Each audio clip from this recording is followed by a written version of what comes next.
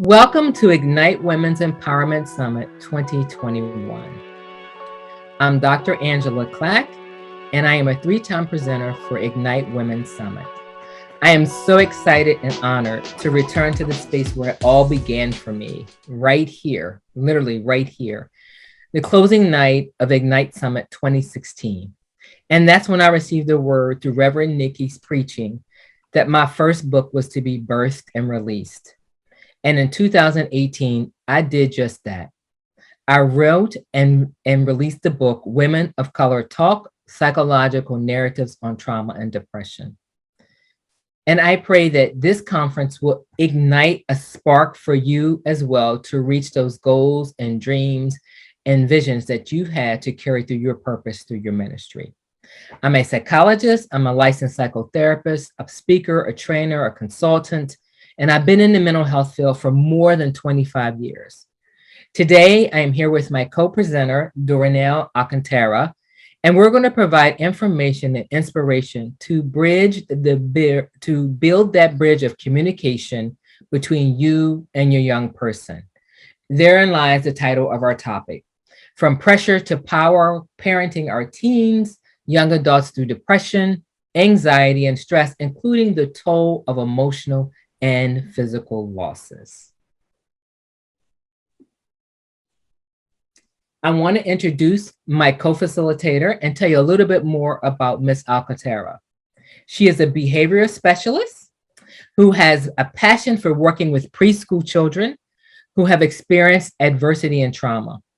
She is currently pursuing her master's degree in social work and is employed as a behavior specialist for preschool age children in North Carolina that targets low-income families, bilingual families, and fostering families. She often volunteers in the community and enjoys attending and lending her talents in social work to be of service to the community at large. She regularly volunteers at local crisis centers in the North Carolina area and at her church. So welcome, Ms. Dorinell Alcantara. Hi. If you would join me, I invite you to sit with me for 30 minutes of silence. And this will be in remembrance of our young people who have left us too soon due to death by suicide or homicide, violent death, accidents, sickness, and other tragic or natural loss. We offer a prayer for those we loved and lost and their families. An important part of healing for survivors of loss is celebrating the life of the loved one who died, as well as grieving the loss. And this is not easy. So I encourage you in this moment and throughout this conference and throughout this workshop to give yourself permission to heal. So I invite you to 30 seconds of silence.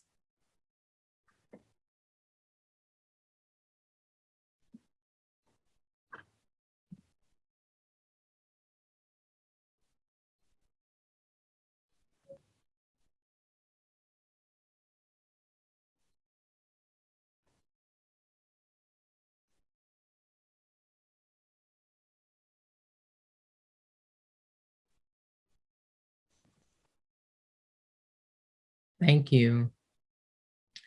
If you need more support after this presentation, feel free to reach out to the Ignite conference host and or today's presenters for resources and more support. So I want to start with a visualization exercise. And if we were in person, I would actually create small groups for discussion. But instead, I will have you to reflect on your own wherever you are in this moment as you're listening. Now, feel free to take notes and write things down as we're talking. And then at some point, if you want to share with us in the chat, you are more than welcome to do that. I want you to imagine a trip to a foreign land where you have never traveled before, where English is a foreign language and Western cultural traditions and norms do not exist. So how we live now do not exist on this foreign land, where the mode of communication is not your standard use of English written or spoken. You meet up with quote unquote the locals or quote unquote the natives, and you are trying to ask questions about where you are. You're hungry. You want to know, how can I ask for food? How do I find a place to lay my head, to even stay? And how do I even navigate this space safely? Or I give you another example. Imagine landing on Mars and meeting existing life forms in existing life in the form of some kind of alien.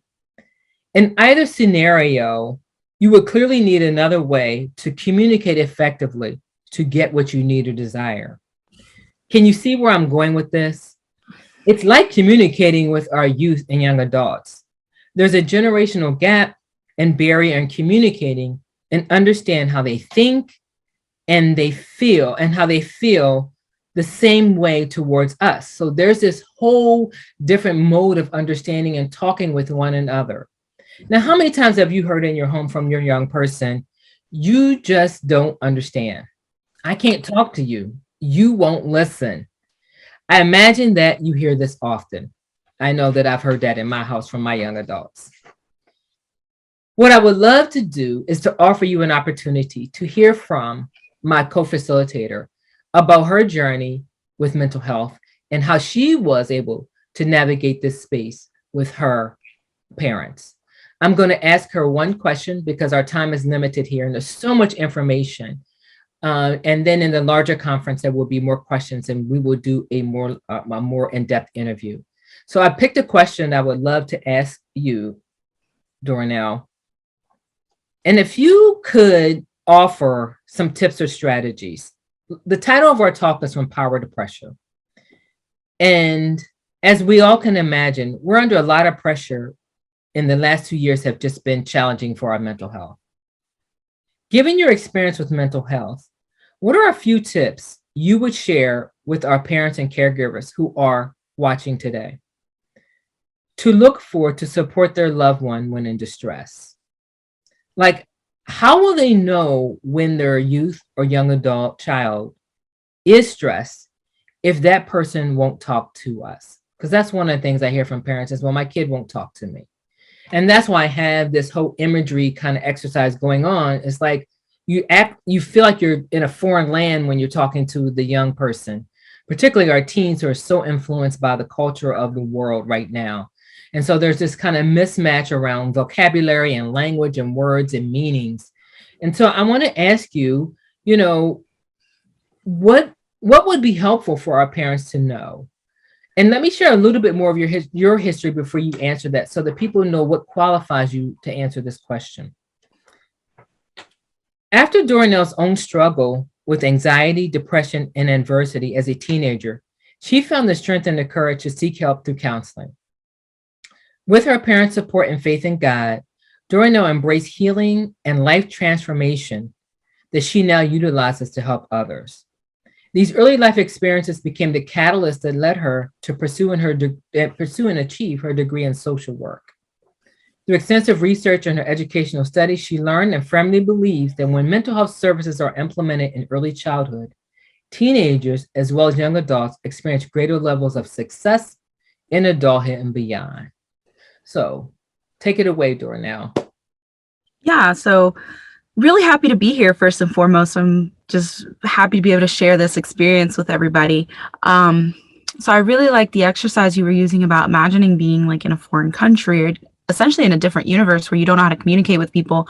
And it's really important for everyone to understand that, how important that is, especially as parents trying to communicate with their children. You communicate differently with your boss the way that you would with your friends, the way that you would with your children, the way that you would at the grocery store. And essentially, we tend to, well, not we, but parents tend to kind of expect so much out of their child because, I brought you into this world. I'm expecting you to be nothing but greatness because I created you. And so a lot of the times parents are so wrapped up into that they don't understand the different types of communication that their kids are sharing, trying to show them. So one of the biggest tips is really listen and watch how your child is moving. So listen to the music they're listening to. A lot of the times, there's a specific artist that they're playing depending on the mood that they're feeling right now. As a parent, it takes 5 minutes to maybe research this artist. What kind of genre do they specialize in? And then really understand, is this how my child's feeling? How can I communicate with my child through this song? Or if my child is really not wanting, is really aloof or, kind of kept to themselves, just ask them, hey, what's going on? I had a really bad day at work and I'd really like to talk to somebody about it. And then by you being vulnerable with your child, it's allowing them to open that door so that they can be just as vulnerable with you. Going back to the music as a form of communication. Hey, I heard. So for me personally, I love Lana Del Rey. Her music is very expressive, but at the same time, it can really show how I'm feeling that day. So I'm going to use her as an example. And if I play it, people typically know I'm not in the best of moods. And so if your child's listening to Lana Del Rey, you'll say, hey, I've been listening to some of her songs and I see that you've been playing it for the past few days. Is everything all right? You want to talk about it? And again, bringing back in like your own vulnerability as a parent. Mm-hmm. So really that communication and letting them know that this is a safe space and it's okay to be vulnerable with me. On the other hand of that, when your child, does feel comfortable to open up, take a step back as a parent and really allow yourself to feel all your feelings without being completely judgmental. Because I know for me personally, that was something that I struggled with my parents, is being able to tell them, hey, I'm feeling really suicidal today, but I don't want to be taken to a hospital. And that was something I really struggled to tell them. And so now I'm open to being able to talk to them about that after the first time that they did find out a few years ago. And now I'm telling them, I'm really struggling here. And my parents take a step back. They kind of take a deep breath and really digest the words I'm telling them. They really acknowledge, like, this is what I'm saying. This is what my child is communicating with me. Give me a few seconds to process and let me respond without any sense of judgment.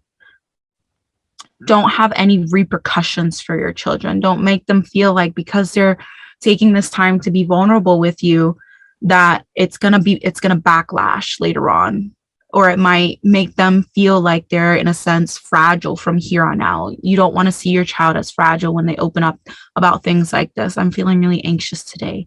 I've just been really sad for the past few weeks and I don't know what to do. I can shake it off, or maybe I've been trying to shake it off and I can't, and I don't know what to do. Or sometimes if they just say, I'm okay, I'm fine, being able to reassure them, I get that you're fine, but just please know that if you need somebody, I am here. Mom is here. Dad is here. Your parent figure is here. Your guardian is here. And I will always be here. Give them those affirmations that they need so that they have that reassurance that, yes, you're a parent, but you're also genuinely caring for them. Awesome. Wow. So there you have it. I really hope that you had a paper and pencil down, or pen, and you've really taken some notes here. Like, this was priceless to hear from firsthand experience for someone who has been where your child is or where your child may be. And also she spoke to our vulnerability as adults and parents. So there you have it. Thank you so much for sharing your vulnerability and sharing your story with us. And let's go broadly into the following slides, because we have a lot that we packed in and I'm gonna speak really quickly.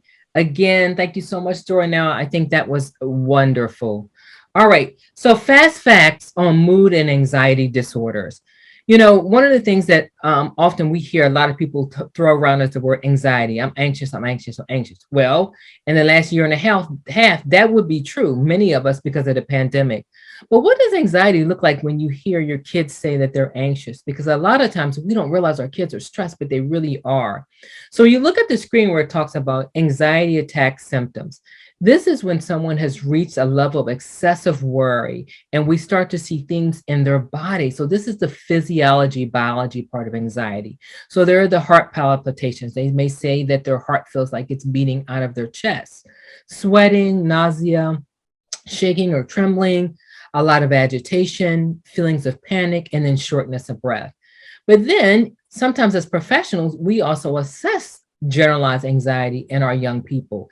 And these are the symptoms that we look at. So when people come to us and they have signs of anxiety, this is what we're looking for. Now, this is not the same set of symptoms for everybody. Everybody's going to be different in how their symptoms and things show up. So in generalized anxiety, we are looking for excessive anxiety and worry. So when you think about people on a continuum, we all have a little bit of anxiety or a lot of anxiety, but we manage it pretty well. When it's excessive and out of proportion to what's happening, then we get a little bit more concerned that we could get some support for the person. Now, this is a little bit more about depression. So most people kind of can recognize depression, or at least they can recognize sadness. But these are the concerns we want people to look at, because this is signs that your teen may have untreated depression. They withdraw from family and friends. There's a lack of interest in favorite activities. There's changes in sleep habits. There's talk of suicide. The youth may cry frequently, and there are changes in appetite. And these are things that could happen in isolation. You may say, well, I see my kid, sometimes she seems lonely, or she seems, to be in her room and isolated a lot. I didn't think that was depression. And it may not be. It could be her having a bad day or a bad week. We look at patterns of symptoms. So we want to know if all of this is happening, you want to be concerned. And then to the right is a poll that was taken. And I want to read you really quickly the stats from this poll. And it says, lots of parents have difficulty telling the difference between a teen or young adult's normal ups and downs and something bigger. So it's they're having a hard time identifying, what isn't, a lot of kids go through this. I went through this, how do I know the difference between when I need to get my kid help and they're just having a bad day? And they did a poll. And this national poll showed that though the majority of parents say they are confident that they would recognize depression in their middle or high school age children, 2/3 acknowledge barriers to spotting specific signs and symptoms. The poll also suggests that the topic of depression is all too familiar for middle and high schoolers, and that 1 in 4 parents say their child knows a peer or classmate with depression, and 1 in 10 say their child knows a peer or classmate who has died by suicide. And that's really devastating. We encourage parents to stay vigilant on spotting signs and symptoms of potential depression in their kids, which may vary from sadness to isolation to anger to irritability, and then, of course, the acting out. Parents might also talk with your teens or your young adults about identifying a go-to adult or a trusted resource if they're feeling down. Remember, we're talking about kids who have barriers to coming and talk to us. So maybe there is another trusted resource. Maybe there's an auntie or an uncle or a teacher or a coach that could help them to navigate that emotional space that they're in. All right, we're coming down the pike to the end. So we did our interview. Really quickly, these are fast facts about suicide. This is a very difficult topic for many families to process and talk about, but do you know that it's real? The statistics are that there has been a significant increase in kids attempting and young adults attempting, but also the completion of death by suicide. And so here are some stats. I won't read them all, but I'll point to the last one. Since the start of the COVID-19 pandemic, a crisis mental health hotline has seen an 891% spike in calls. People are in a lot of distress. Intervention. So what do? You say, hey, you've given me signs and symptoms. I've heard from Dorinell about how to talk to my kids. They still won't talk to me. I still see that they're suffering and they're struggling. What do I do next? Well, you could start with your GP, your general practitioner, or your primary care provider, your PCP. You can start there.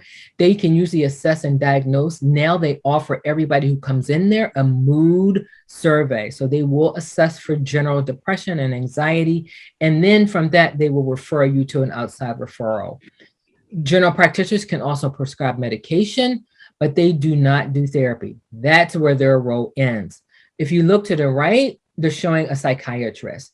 There are lots of people who are helpers in the mental health field. You have psychiatrists who are the prescribers of medication. You have psychologists who do testing and therapy. You have licensed mental health and psychotherapists who do family therapy, individual therapy, marital therapy, all kinds of therapies and modalities, but they are licensed mental health professionals. So there are a lot of helpers in the field. Here we talk about what Dorinell just talked about. How many people, okay, I'm a movie buff. I love the movie, The Fockers, and this is one of the main scenes that I always joke with my family about. But he always talks to the son-in-law about not being in the circle of trust.